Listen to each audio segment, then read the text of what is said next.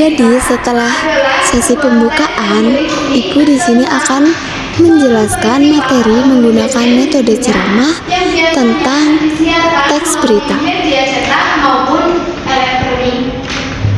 Teks berita disusun untuk memberikan informasi dan mengenai kejadian yang benar-benar terjadi, nyata, dan layak diketahui untuk semua orang. Jadi dalam teks berita itu terdapat dua hal penting, yaitu yang pertama ada faktual yang berisi tentang berita yang disusun berdasarkan fakta ataupun kejadian yang benar-benar terjadi, bukan hasil rekayasa maupun khayalan dari orang. Yang kedua yaitu aktual. Aktual yaitu peristiwa yang masih baru terjadi dan sedang hangat diperbincangkan oleh masyarakat sehingga memiliki nilai informasi yang tinggi. Nah, jadi itu ya pengertian dari teks berita. Selanjutnya ada tujuan dari teks berita. Tujuan dari teks berita yaitu yang pertama memberikan informasi dan menyampaikan kabar terbaru secara objektif dan akurat, yang mana peristiwa dapat berupa peristiwa sosial, pendidikan, politik, ekonomi, budaya, bencana alam maupun kejadian lainnya yang penting untuk diketahui oleh publik. Yang kedua yaitu adanya fungsi edukatif.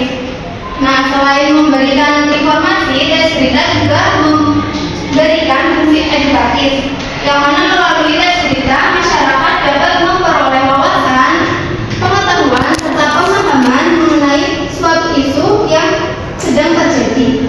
Yang ketiga yaitu opini publik. Jadi setelah membaca teks berita dapat bertujuan untuk menggiring opini dan pandangan publik mengenai masalah tertentu yang sedang terjadi. Yang keempat yaitu meningkatkan kewaspadaan dengan memberitahukan kejadian seperti bencana atau kecelakaan agar masyarakat lebih hati-hati. Setelah itu ada unsur teks berita. Anak-anak tahu nggak sih istilah dari adik simba? Tahu. Nah, jadi adik simba itu singkatan dari A apa, D itu di mana, K itu kapan, C itu siapa, M itu mengapa, dan selanjutnya B itu bagaimana. Nah, jadi itu ya unsur yang ada di teks berita. Selanjutnya itu ada struktur teks berita. Nah, jadi struktur teks berita itu ada 3. Yang pertama yaitu ada orientasi berita.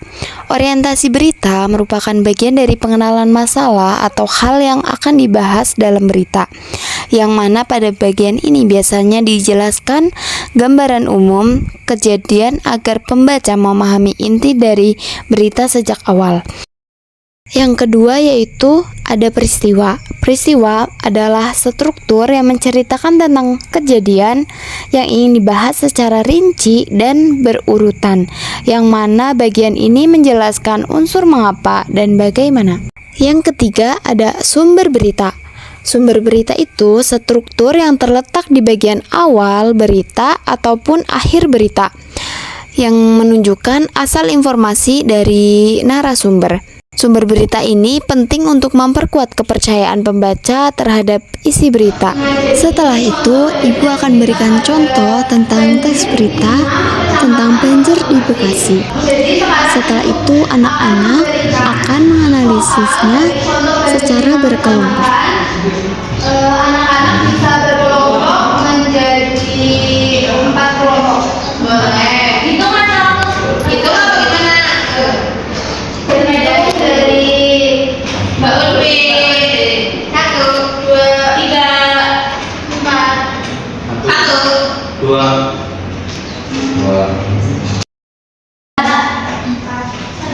2, 3.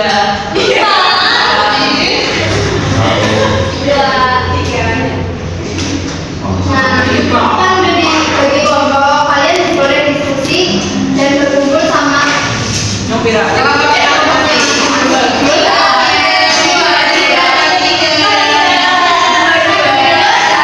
Di sini anak-anak mulai menempatkan diri sesuai kelompoknya masing-masing.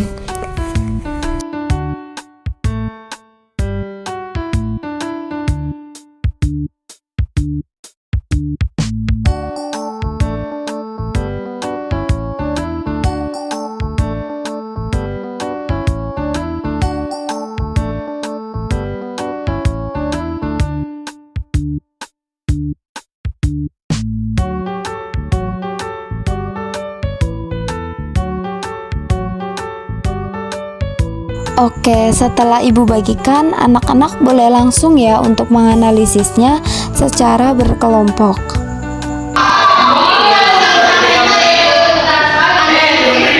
Unsur 5W1.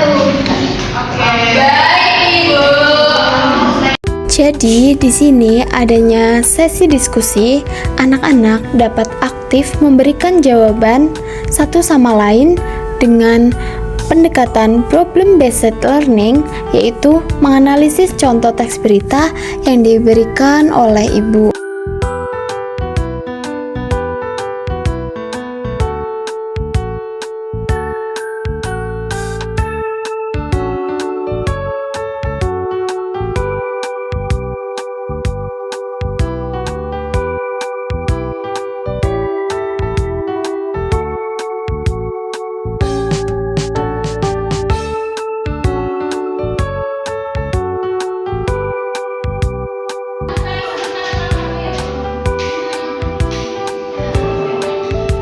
Setelah sesi diskusi selesai, salah satu kelompok maju untuk memaparkan jawabannya di depan kelas.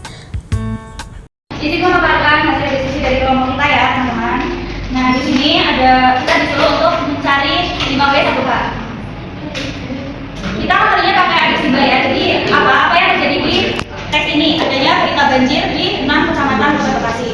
Lokasinya ini di 6 kecamatan Kota Bekasi, udah ya. Terus kapan peristiwa itu? Pada hari Minggu 24 Januari 2021.